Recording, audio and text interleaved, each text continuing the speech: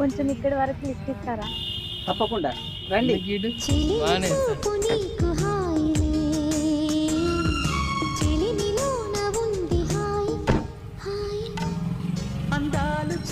మీ పేరు?